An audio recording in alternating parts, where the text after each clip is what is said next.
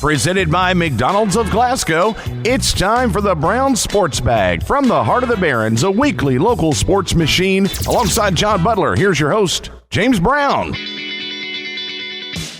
Well, we're back again this week. We're continuing.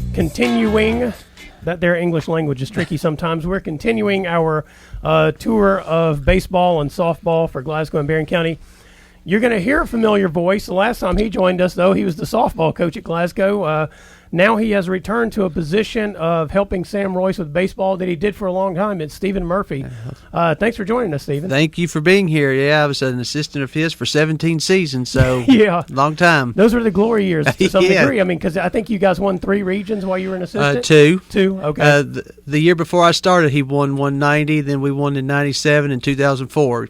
Yeah, I remember after 2004, he made the comment to me every 7 years. The only problem is that was the last one. Exactly. So it's been a little more than 7, so we're due. Yeah, that is correct. Now, you weren't with them last year when the season was missed. I mean, as it turned out, you weren't the softball coach. That was when you had given up that position as well.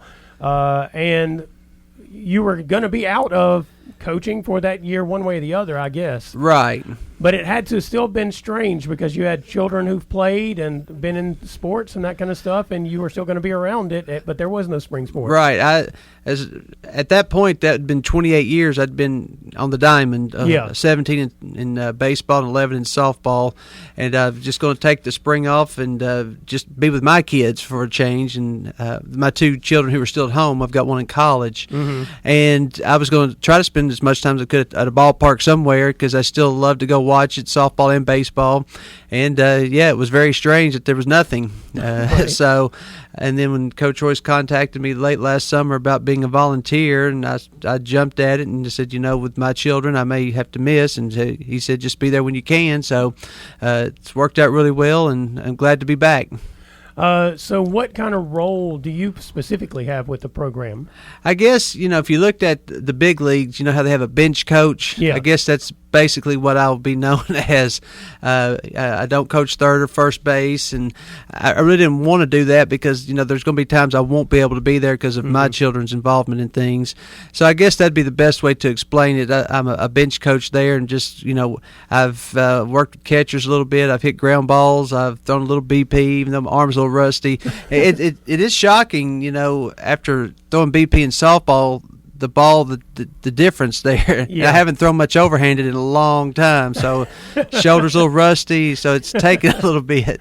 Yeah, so from the perspective of the baseball team this year, I think there were 7 seniors that were last year, and I'm sure people were looking forward to that being a promising season with guys like Jaden Franklin and Tucker Kirkpatrick, Nick Sorrell, so many others that were there who, had good, solid baseball careers, but it just didn't happen. So what are the seniors look like this year for Glasgow? I tell you, just in the limited time, and I had to bring a roster today because, we didn't get to start working out until February 22nd. Yeah. And the basketball guys just came out last Tuesday, so I'm still learning names. But from what I have seen, you've got a good bunch of seniors.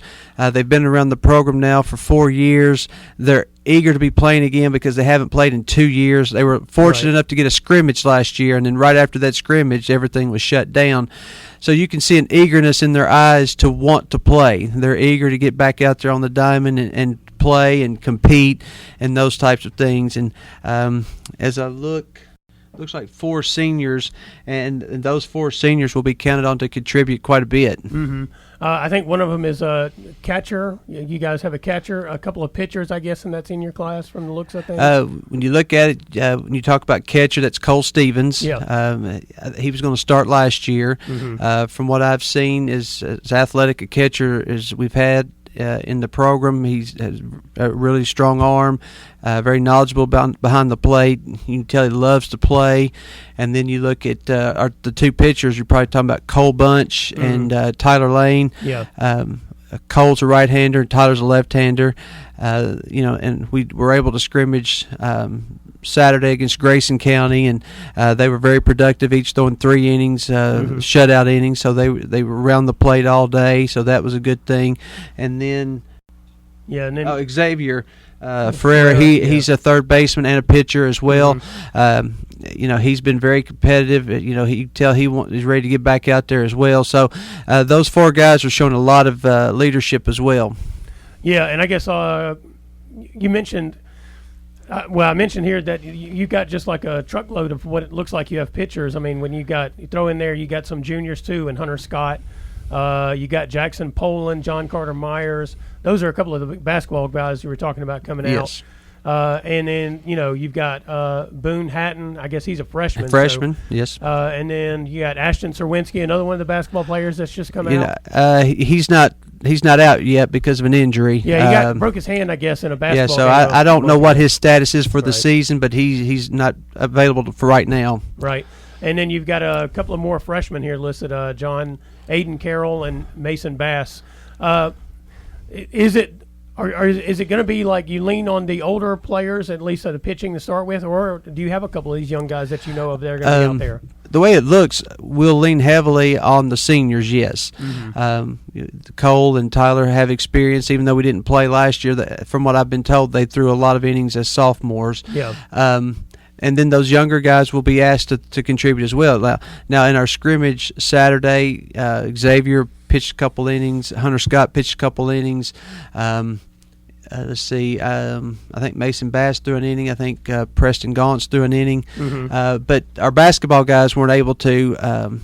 Jackson Poland, John Carter. Yeah. They were able to throw a bullpen because they're just not in shape yet to throw competitively like that. So hopefully by the end of this week, they'll be in somewhat shape to help a little bit as we start the season next week. Yeah, I mean, people may not realize this, but the baseball season starts next Monday. Right, Monday. I mean, we don't play until Tuesday, but, Monday starts the season. Right. Yeah. And you guys are fortunate enough to open with a district game there over at Barren County. From what I understand, what they did when they delayed the season a week, they just took that first week and moved it to the back end of the schedule. Right. And so that meant you're opening up with your crosstown rival, your district opponent right off the bat. So we've got to be ready to play that first day. Yeah, and I guess to some degree, now I don't know, I forgot to ask this of Blake Crabtree last week when he was on, but like during the basketball season, only one of those district games counted, the first one, in terms of the seeding for the district tournament. Uh-huh. Is that the case in baseball as well? That's a great question. I have not been told that, so I don't know. Maybe since it looks like hopefully being an outdoor sport, maybe we'll have less problems getting the games in, but that's a great question. I don't know. I think that was just the recommendation. I know it was a recommendation for like the winter sports, and I don't know if that carried through for the spring sports. But hopefully, I guess we've learned a few things about things that we can do in terms, especially when it comes to the outdoor spring sports versus the winter. CDC has announced, even though our state department has not accepted this, they've gone to 3 feet separation instead of 6, so maybe that shows things are getting better. Yeah, so I mean, and you guys, like I said, you open next Tuesday with at Barren County, turn around on Wednesday, play home against Campbellsville. I'm guessing, and then April 2nd, I guess that's the Saturday. Maybe you play Todd County in the All-A region. Right, that'll be the first round, and if we were to be fortunate enough to win there, then the next Saturday would be the semifinals and finals. So if you were to win the semifinal game, you're going to turn around and play the finals that next Saturday. Yeah, and then you're playing Clinton County on the 3rd. So I mean, you guys are off to a pretty quick start with that early schedule, you think? Yeah, I mean, that's one thing Coach Royce has often done is, he's not afraid to schedule good people, and the schedule is as good as it's ever been. You look on there, you still got Bowling Green, which I'm sure they'll be one of the favorites to compete in the region. Logan County, Ethan McGuire's been there a long time. Franklin, their coach Matt Wilhite's been around a long time. Mm-hmm. South Warren will still be good, and Barron's well coached with Blake and Scott Gillen there. And Allen County's, I'm sure, going to be a force to be reckoned with. And so I'm still learning about some of these teams as I've been out for a while. But I listen to our other coaches talk. These people are still going to be really, really good. Yeah, I mean, you mentioned the schedule. I mean, also you got Elizabethtown thrown in there, and Danville, Warren East. I think you mentioned they're always a power program.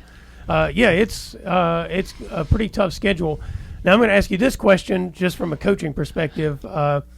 Whenever you used to make like the softball schedule, did you kind of look at it in terms of segments, like what you wanted to accomplish at different times during the season? Yeah, I guess in a perfect world, you get a few games under your belt before you play a district opponent. Would be good. Yes, yes. And then, depending on what you feel your roster is now, the last couple years we were young in softball, so I didn't quite, schedule quite as tough.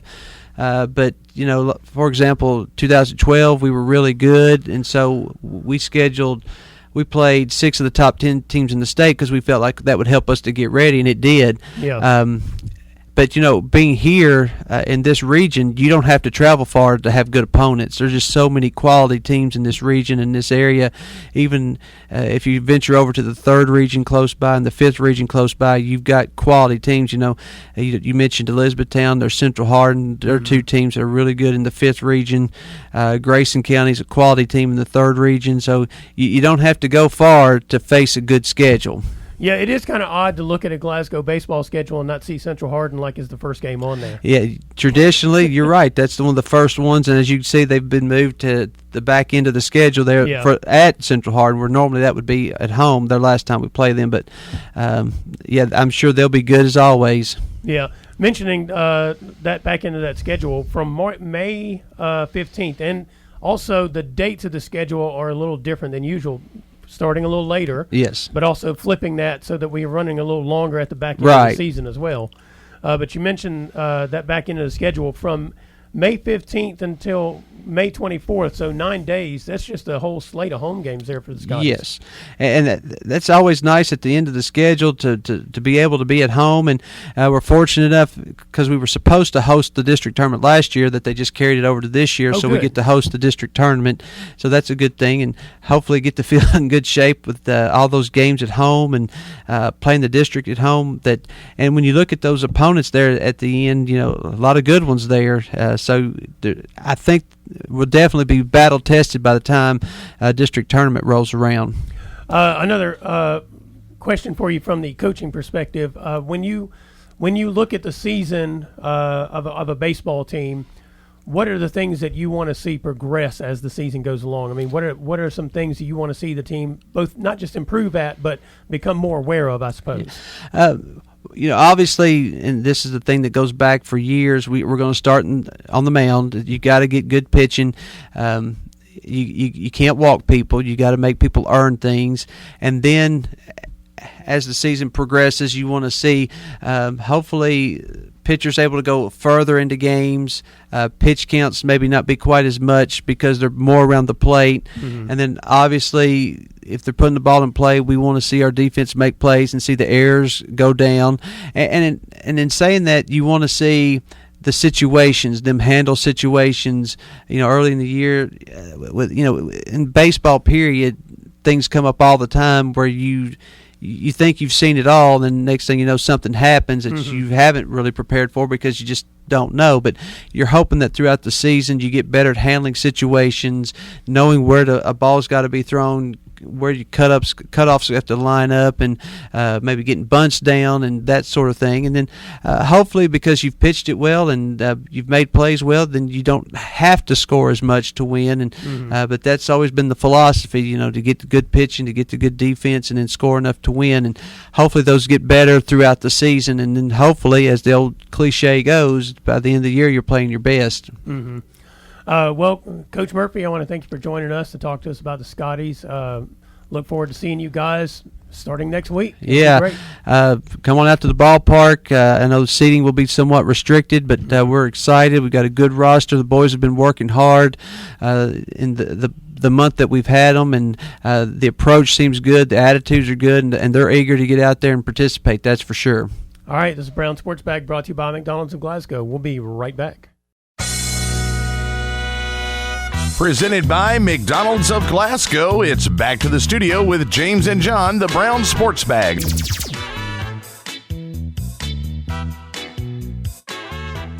All right, we're back. Daryl Murphy will be joining us here in a little bit. John Butler steps in. We're going to talk a little basketball. We're going to just start off with the game that was the most amazing game I think I've ever seen in terms of comebacks. But it depends on which side you're a fan of as to probably how you view it. With 4 minutes and 21 seconds to go in the first round of the boys' 15th district last week, Glasgow led Barren County by 19 points, and Barren County ended up winning the game by 5 points. I feel badly for the kids on the Glasgow team, and at the same time, I feel just overjoyed for the kids on the Barren County team because I can't imagine the emotions on both sides of that situation, John. That's sports, isn't it? Yeah, it is. It's tremendous feeling on one side, and it's it's just tremendous pain on the other side, and that's the beauty, and that's the tough part about sports, because the game will never be forgotten. Yeah. By any, from the coaches and players on either side. Yeah. And I don't know if I remember a 19-point comeback with 4 minutes to go, but I don't. But there are comebacks. All you have to do is watch the current NCAA tournament. Right. I mean, you have teams losing double-digit leads constantly. Yeah. In fact, it's probably been more common than not. Right. And you're talking about coaches making $4 or $5 million a year too. Yeah. And so losing leads. I always felt like as a coach, the hardest thing to do in basketball is to play with the lead. Yeah. I think it's the single hardest thing to do, because you get criticized. If you lose a lead, you're going to get criticized no matter what, because you're always going to have those people that are going to go, well, you got a big lead, then you need to slow down. Okay, and slow down. Why are you taking shots for? Yeah. And if you do slow down, and then all of a sudden you miss your free throws, or you're trying to hold the ball and you turn the ball over, and then you lose that lead, then you're going to have another group of people go, well, why don't you just play the way that you got your lead? Yeah, well, it is a catch-22. It is a catch-22. Because how Glasgow got a 19-point lead was basically running and gunning and aggressive and driving the ball. Exactly right. And hitting three-pointers, and it's not like you can just turn that switch off. It is like I'm dead serious. At every level, from the NBA to college to high school, you see these leads lost, and you are in a very tough spot from a playing and coaching perspective about what to do, because you don't want to really change your mindset, because what you did to get the lead, you kind of want your kids to play that way. Yeah. But in the same sense, if you still play that way and now you're taking bad shots and you're turning it over and things like that, then you open yourself up to a comeback. I didn't like holding the ball personally. Well, yeah. In fact, after my first year of coaching, we ditched our stall. Yeah. No, we played, and occasionally I just put in a few things like I don't want to take any threes or whatever, but I didn't like that mindset. Yeah. So, and I've said 1,000 times a shot clock would make us all feel better in one sense, because you don't have a choice. It wouldn't be your fault anymore. That's right. But I do. A great comeback also takes help from both sides. Yeah. And the Barren kids, you got to give them credit, because this is not the first time they've come back. They have shown this all year long, where they've been down double digits, and they have a tremendous will. And you have to give Barren credit, a tremendous will to keep fighting. Yeah. And even though they're down 19, it seemed hopeless, but they kept playing. And but on the other side, Glasgow did some things in the last 4 minutes that gave Barren the opportunity, and that's all great comebacks also have the other side of the story. And Glasgow, I think they were only 3 out of 9 from the free throw line in the last 4 or 5 minutes. They turned the ball over when Barren extended their press. They took. I think it's fair to say, looking back on it, they took some threes, maybe by not the right people. Right. That now, if it goes in, those threes probably puts the nail in the coffin. Yeah. But if it doesn't go in, then you're asking, why are you taking those shots? And they took some of those. And to be honest with you, Glasgow did not get a rebound in the last 4 minutes of the game. Barren got every single rebound and forced turnovers and everything. The momentum completely turned, and I thought during the last three or 4 minutes, Aiden Miller was tremendous. Yeah, he tremendous on the glass. Eli Brooks was big, and obviously Mason Griggs, who had 30. And Gavin Withrow's only 3 of the game came during that time as well. So it was just, it was incredible. And you're right, I do feel sympathetic to the coach sometimes because I won 3 regions as a coach, not bragging, but my team won 3. But the one that I remember the most was the one I didn't win. Yeah, and you guys were up in that game. We were up 7 against Allen County in the finals of the region.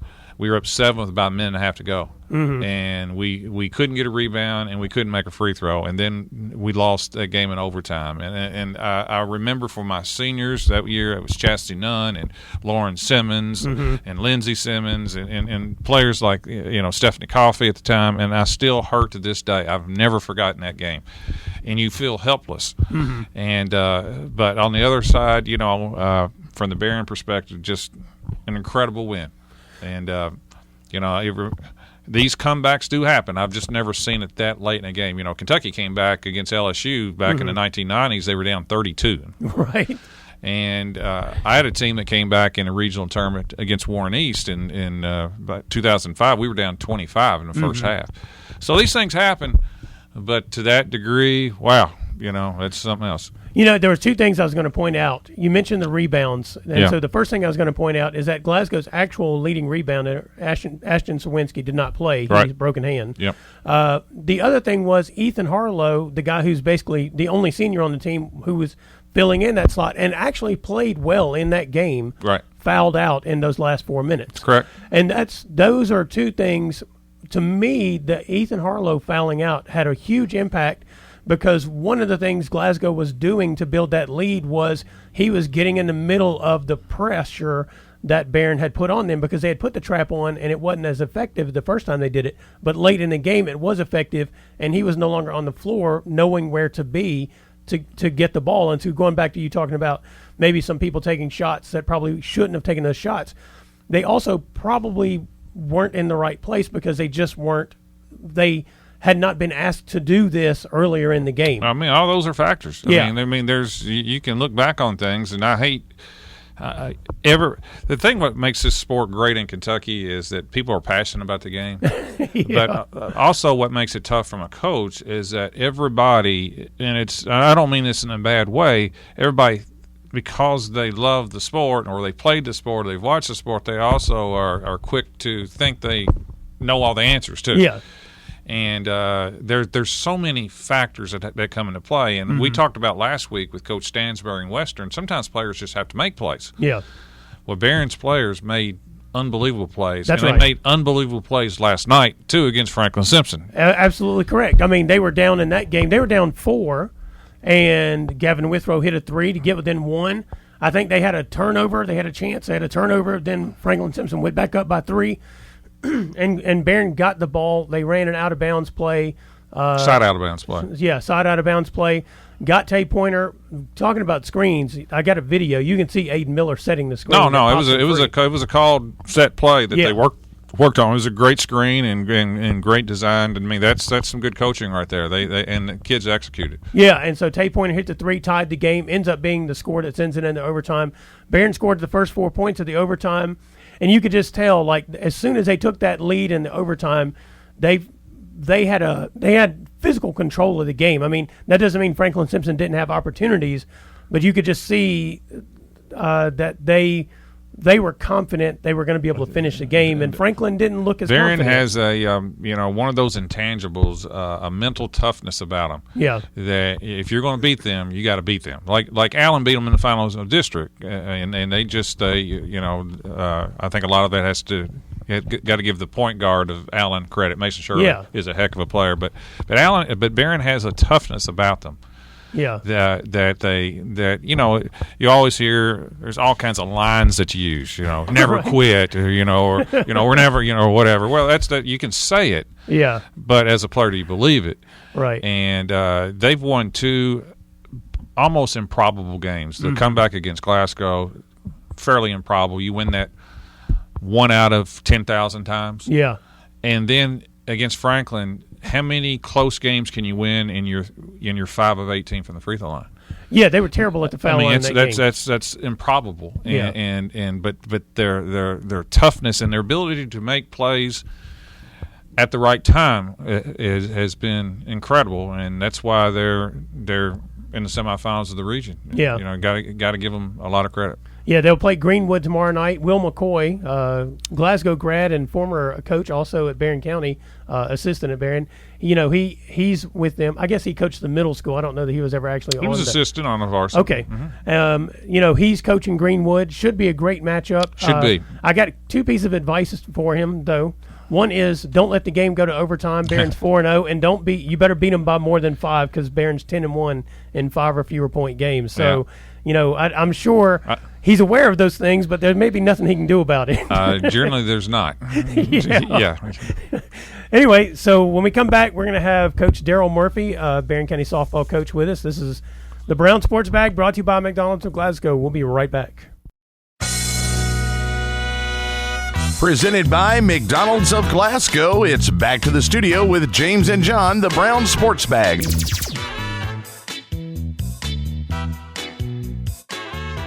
All right, we're back. It's the day of the Murphys. Now we have Daryl Murphy, the Barren County softball coach. Coach Murphy, last season there wasn't a season, and I know you thought you had some quality players coming back, seniors and even younger players, and I'm sure there was a lot of expectation going into the season. What has this past year been like for you as a coach in terms of talking to your players, and explaining to them, I guess, take nothing for granted? Is that basically the message? Well, yeah, in 20 years of coaching, James, it's probably been the strangest off season that we've had. There's no doubt about that situation. The one thing that was one of the craziest things, I did not have a senior. For the first time, yeah, that's right. I did not. I was the only coach in the 4th Region softball that did not have a senior. So for us last year, it was going to be kind of a trial run to see kind of where we were at and stack up against some of the better competition. So we don't get that. We would have had a lot of sophomores and a couple of juniors that played a heavy role in that lineup last year. So now, without last year, those juniors are now seniors. A couple of seniors going to start for us, and those sophomores that would have had a kind of a trial run at some big time situations are going to be juniors. So it is strange. I'm sure that every coach that has come in here to do their show that's a spring coach has said it's been a crazy year. So. It's just one of those things. A lot of times we evaluate talent based on gameplay from the previous year. Well, we don't have that. Mm-hmm. So now we base it on because there's a huge difference between what you were your sophomore year and what you are now your senior year. So it's going to be interesting, not just for us, but for lots of coaches and teams. Yeah, now I will say this. I think preliminarily speaking, everybody believes that you do have quite a good group of talent there with your program. Well, we're fortunate. Like I said, we got everybody back, and then we've got some key pieces that were big players 2 years ago. Obviously, everybody in this room knows that it's all about who's in the circle, and 2 years ago we had Lily Brody as a sophomore. As a freshman, who did quite a bit for us, and so she's going to be a junior. She's going to lead that charge for us, and then Alyssa Curtis is a young lady who we expect big things out of. She's just a sophomore in the circle. So anytime you can have a kind of a 1-2 punch like that, it all starts in the circle and behind the dish. So we got Cora Bogue back there. Cora's a junior for us, so we've got some experience in some key positions. The team that won 31 games a couple of years ago, we graduated. 3 really good seniors on that team that played center field, first base, in the corner of third. So we're trying to replace those. But anytime you got pitching back that has experience, unlike the baseball guys where you got to have a rotation, we're going to have 2 girls that do the bulk of the work for us. So anytime you got those pitchers back, you got a chance to do good things. And, then our hitting, I'm going to tell you, I've been coaching a long time and 7 years here at Barren. This has the potential to be one of the better hitting teams. Typically against good pitching wins out over hitting. Yeah. But this lineup for me, I'm going to tell you 1 through 9 is going to be a tough lineup, I feel like. Is it that they are just good at getting the bat on the ball, or are they hit with power? I mean, how does that shake out for you? Well, we had BP the other night, and typically BP is what it is, but we had 28 home runs in BP. So I've been here at Barren for 7 years. We probably hadn't had 28 home runs in a BP session in the entire 7 years prior to that. So right. BP is, like I said, our coaches are throwing. We've got girls that hit for power. We got girls that hit for average. Now, again, when you throw good pitchers like Emma Markham, Selena Metcalf down at South Warren, or the kid, the Murray kid over at Greenwood, it gets a little different than that because right. all of a sudden they're spinning it, they're hitting spots. But in most lineups, you can find out sometimes. You can see as a coach, hey, let's get down there to 6, 7, 8, 9, 7, 8, 9. Mm-hmm. We're going to have some pretty good hitters down there. I'm not going to say they're going to hit 300 or they're going to drive runs in, but typically the way I coach and the way I call pitches is when we get down to those hitters, a lot of times we feel like we can, go with the fastball or go with one spin pitch. But yeah. I feel like for us, we're going to have a chance down there at the bottom to turn the lineup over a little bit, get back to the top. Because when you got kids like Lara Simmons and Allie Anderson and Katie Murphy who all have speed at the top of the lineup, and then you have Cora Bogue and Lily Brody and Alyssa Curtis who are girls that drive the ball to the gaps and out of the park. So all of a sudden we've got 6, 7 people right there, and so it becomes tough outs. There's no doubt about it. Yeah. Now, what do you know about the district this year? Well, I know this. We've got a couple of new coaches, over at Allen County. Brad Bonds is back again. Brad was the coach here at Barren at one time, and so Coach Button got out over there, and Brad is back. And, of course, Coach Crow would have had his first year at Glasgow last year. But we kind of joked about that last There week. you go. So he's so it's kind of, I don't know what their philosophy. My philosophy has always been pitching and defense. Mm-hmm. We always think, if we can play good, solid defense behind our pitchers, we can manufacture a run or two. Right. It's just this year we feel like we've got an offense that can score some runs. But if you follow me, you're going to say, well, Barron's going to have a pitcher that can pitch a little bit and play pretty good defense. And then Coach Turner over at Monroe, he does a good job. I think they will have a pretty good team this year as well. So, you can say all of this stuff. Well, this team's the favorite. I saw the top 25s coming out this week for softball. Well, who's to know who's got what, and it's just going to be one of those situations. So our district is always competitive. I don't expect it to be any less this year. Maybe we're the early favorites, but just like I told our girls, we have 2 district games the first week. We have a district game with Allen County, our first game. Yes. So in this year, next Tuesday. Yeah. Then we play Monroe on the Thursday, and both of those are 2 of the 3 seeded games. So if we don't come ready to play, we're going to be 0-2 in the district and down at the bottom of the seeding. So this year, yes, it'll be about talent and ability, but those 3 games are important. So a lot of this will be focused. Who's going to be focused that first game out again? Because you've always got the opportunity. Hey, we lost, but we got a chance to play them again. Well, it doesn't work that way this year. Yeah. Those first 3 district games are vitally important. So mental focus is important as well. So it'll be a competitive district. Some good coaches in this district. So it will be as strong like it always is. Yeah, I was looking at your schedule ahead of time, and I noticed that you've got a couple of, I guess these are 1-day events or 2-day events that you're going to, one at Elizabethtown and then one up at Georgetown. And it looks like the competition in those 2 events is pretty strong. Well, you better believe it. And that as coaches, you never want to overschedule, but at the same time, you don't want to underschedule. So this year and next year, we feel like it's time for us to get against some competition. So when you have teams like this, when you have Warren East and Lafayette and Assumption, all 3 of those were preseason number 1s in their region. And when you have Pulaski County and Christian County, Taylor County, all those in the top 2 or 3 in the region, then you better come ready to play. Mm-hmm. And so we want to put ourselves in those positions. It really doesn't matter what you do in March and April. It's what you do in May. So we're going to play against some really, really tough competition, and we're going to play on Friday nights and Saturdays where we are not going to depend on one pitcher. Thus the reason to have multiple pitchers, and we feel like we've got that. So we want to compete in those games, and we want to be in those situations so that when it rolls around district and regional tournament play, it's the toughest schedule I've put together, but I feel like we've got a team that can compete for a regional championship. Barren County's been in 3 regional championships and been regional runner-ups all 3 of those years. So we want to put ourselves. If you don't play that good competition, then you're not ready for those semifinal and final games in the region if you're fortunate enough to get there. Yeah, I mean, you mentioned getting to the regional final. You've been blessed to be in a region that's had some of the state powerhouses in it simultaneously, and I'm going to guess this year is really no different for Region 4. It is not, and it makes it great, and it challenges you. You know, you look down at what Warren East has done and being in the championship game. You look what South Warren and Warren East currently have a couple of girls that are contributing heavily to the pitching staff at Western Kentucky University, and they're off to one of the best seasons ever down there with Coach Tudor. So I will say this, there's probably not that dominant pitcher of Shelby Nunn, Katie Gardner in the 4th region like there was when those girls. Now, some quality pitching. Caden Murray over at Greenwood, Shelby Gettings down at Logan County, I think Lily Brody here at Barren County, Emma Markham at Warren East, Selena Metcalf over at South. So anytime any of those teams have a chance, it's just that in the past when you've had those Division I caliber pitchers and you make it to the regional finals, then you know you've got to play, or the semifinals, if you face them in the semifinals, you know, man, we've got to play really well. I'm not saying that's not the case this year,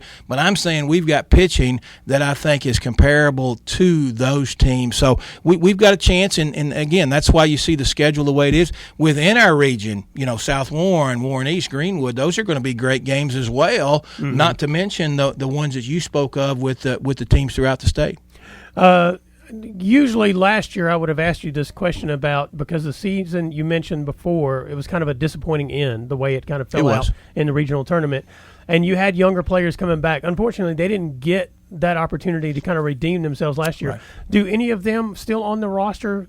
Do they still look back 2 years and say, we don't want that to happen to us? Oh, you better believe it. I mean, we talk about it all the time. You know, we have no desire to go out in the first round of the region. Franklin Simpson, Coach Caudell, does a great job down there.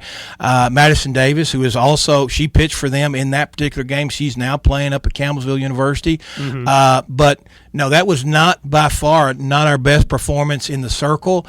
Defensively, we did not play very well that game. I had some big errors. So, yeah, we talk about that game all the time because we talk about the last game we played is motivation for the season. That would have been motivation for us last season, as you said, but it's motivation for us now. So we don't want to be back in that situation where we don't play our best game when we need to. Thus, again, for the tough schedule, you know, we may not beat the Lafayette's and the Assumptions and the Warren East during the regular season, but when we get to those games that we feel like we should compete and maybe win in the regional tournament, we'll have already been through that 6 or 8 or 10 times during the regular season, and hopefully mentally we'll be older and we'll be tested in the regular season and hopefully have a better outcome there. Yeah, I guess that was a real motivation for you to beef up the schedule this year. Oh, certainly. You know, and again, it's great to win. It's great to come out and say we won 31 games, and that's a new school record. But our ultimate goal, since I've been here, is to get to a regional championship and win a regional championship. And so we've got a team that we feel like that can do that over the next couple of years. And so to make that happen, you have to put yourself in those positions. No disrespect to any of the lesser teams that are on our schedule. I like to play all the teams in the region just so that we can do that. But you know, we have got we have got to beat South Warren, Warren East, or Greenwood. It has gone through that district. Everybody knows that. So we want to play the caliber of teams that are like those teams down there in the 14th district, so that when we get there, we're like, man, we've played 6 or 8 games just like this season. So that's a reason, and we think we've got a team that can play that kind of schedule as well. Gotcha. Anything else you can think of before you? No, we're excited to be back out on the field. I know every spring coach that you've had in here probably has already said that to you, but we're super excited to be back out on the field. I think we're going to be able to pull off probably 90-95% of the games. It seems like we've rounded the turn on this COVID situation, and so we're just hoping that we get the opportunity. We've got a couple of scrimmages this weekend. We head up to Mercer County and over to Pulaski County, and then we kick it off next week with Allen and Monroe, and just hope that we get to play every game that we've got scheduled. Looking forward to every second of it. All right. Well, thanks a lot, Coach Murphy, for joining us. Good luck to you guys this season. I'll be seeing you guys out there. All right. Thanks, James. It's Brown Sports Bag brought to you by McDonald's of Glasgow. We'll be right back. Presented by McDonald's of Glasgow, it's back to the studio with James and John, the Brown Sports Bag.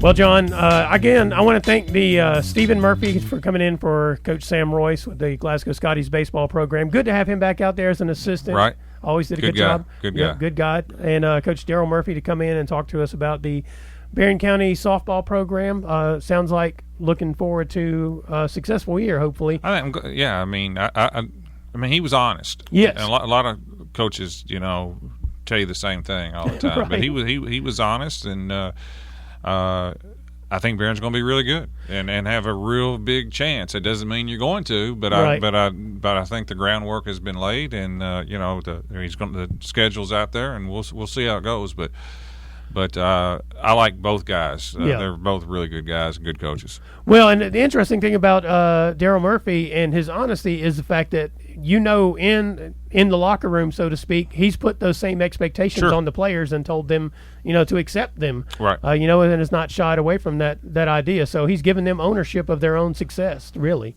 This is the way I look at that kind of thing. That's right. Let's go back to basketball real quick. Right. Because we also had the girls' 15th district tournament. Glasgow and Barren County reached the finals. In game one, in against Monroe County, I really thought Ainsley Adwell for Glasgow played like she did not want that to be her last game. Yeah, it was the best that I'd seen her play in a long time. Yeah, offensively, I thought she was really good. Not necessarily scoring, but boy, she distributed the ball. Yep. To everybody. Played great defense, rebounded. I mean, she just did everything that you want a player to do. She did. She played good. Mia Cassidy made some shots. Yep. And I thought Glasgow was impressive against a Monroe County team that has some talent. Yeah. But Glasgow really kind of took control at the end of the second quarter and had a 10-point lead at the end of the third, and Monroe never really threatened them. Yeah. And it looked like all the ball handling work that Coach Pippen has emphasized worked quite well that game, because they didn't turn the ball over much at all, and held on to a lead and made enough free throws late in the game, and I thought that was a good win for Glasgow. Yeah, and Monroe beat them by 20 in the meeting back in end of January, and in that game the thing was that Monroe was just physically stronger. They just physically beat up Glasgow. I mean, not like a fist fight, but I mean just on the court they were just stronger. Got steals, Glasgow struggled holding on to the ball against them that first time around, and they cleaned all that up, and I thought that was the key difference, along with the fact that Ainsley played like she didn't want it to be her last game. She did. She played really well. And then the Barren County Trojanettes, I mean, they did exactly what you would expect them to do in their games. I thought Barren played very well both games in the district tournament. Yes. And they had a little bit of maybe a hiccup in the middle of the year, but I thought down the stretch, Barren defensively, I was talking to Piper the other day, their bread and butter has been their pressure, full court pressure, where they've really caused teams trouble. But I thought the half court, they were exceptionally good against Glasgow, and good against Allen too. I mean, I thought the Allen County game would be a tough game. I said whoever gets the 40 wins probably first. But Barren really played well, shot the ball extremely well. Raven Ennis had a big game. Yeah. But, she had 10 of their 14 in the first quarter. That's correct. And kind of, her and Katie Murphy were the ones that really had the most experience. Mm-hmm.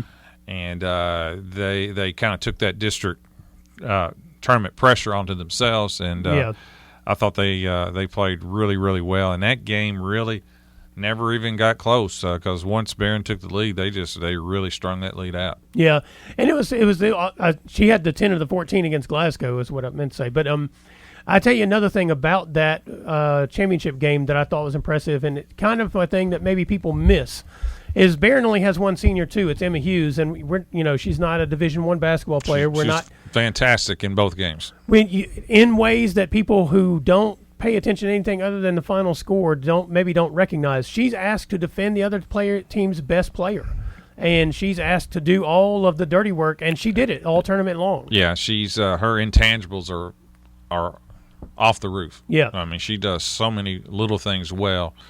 Only senior, and I bragged on her several times on here, but just from a coaching perspective, I have a ton of respect for players like that. The glue, I'll call them like the glue. Mm-hmm. And she played well. I thought Varney had a really good game in the district title game. She had double digits in the district title against Glasgow. I just thought she's played with a lot more confidence, especially offensively, driving the ball, that kind of thing. She really has. And I just thought Barren locked down defensively, and Glasgow really, really struggled to get any type of quality shot. Yeah. In fact, I don't think Glasgow had a single player in double digits. No, they did not. And Barron's physicality, not in a bad way, but they're just right now stronger than some of the Glasgow kids, to be honest with you. And it's one of the things that I think will improve next year with Glasgow. I think with the summer program they're going to get stronger. Yeah. And they have most of their players back. In fact, everybody back. But Ansley, now that's a big loss losing Ansley, but still they got most of their players back. But Barren is sitting quite well going into this regional tournament. Right. They got a really good draw. I would venture to say I think it's Bowling Green's region to win. But I think Barren is right a solid 2, maybe 3. You know, Greenwood beat Barren earlier in the year, so maybe you want to put Greenwood ahead of Barren. But I think they're right in the mix. Yeah, and Glasgow also got a pretty good draw out of it. They get to go to Franklin Simpson. They won down there already one time, 51-37. Probably one of the better games they've played this year, especially in the defensive end. And both those games are going to be Thursday night at 6 o'clock. Yeah, it's not. I don't like the regional setup this year. I understand it, but don't like it. All the boys' games played at the same time on Sunday. Yeah, it really takes the feel away from it, where you can't go and watch games. Same thing with the girls. Not a big fan of it, but it is what it is. And Glasgow does have it's not a bad draw with Franklin, though. From a coach's perspective, the revenge angle sometimes kicks back in too. Right. Franklin will probably. They've had their moments. They did beat Barren earlier. They have their moments. They got a good point guard, and they have another forward that's pretty good. Yeah. But I'm sure Coach Pitt will have them ready to go. Yeah. Going back to the district tournament, I felt better about both Glasgow and Barren, not necessarily for this season per se, but going forward, because I could see the growth in the Glasgow players physically during the course of the season. And I think one of the things we forget is that there was no summer program. Coach Pippen took over. He really didn't have those players until October at the earliest. True. I mean, he was an assistant last year, but that's just not the same thing. No, it's not the same. That is true. I mean, you put whether you're assistant or not, most people put their own system in. Yeah. So, I mean, that is true. That's when you go through a coaching change this past year, that makes it difficult. But, I mean, the region starts Thursday. Barren plays Russellville. Yeah. It's a very winnable game. And they play the winner of, if they win, Greenwood and Metcalf. Yeah. And that should be a good game because Metcalf's had a good year. They beat Russell County in the finals. So I don't know if that's an upset or not, but they beat Russell County. And Greenwood's coming off a close loss to Bowling Green. They played Bowling Green closer than pretty much anybody has lately in the region. Right. So they're on one side, and of course Barron's will play the Barron's on the other side. The Barron drew opposite Bowling Green, and that's kind of what you want to do. Yeah. So if Glasgow wins, they would probably get Bowling Green in that semifinal round. You mentioned those games are all going to be played at the same time on Thursday, but then it'll be one game a night at Diddle through Sunday. That's correct.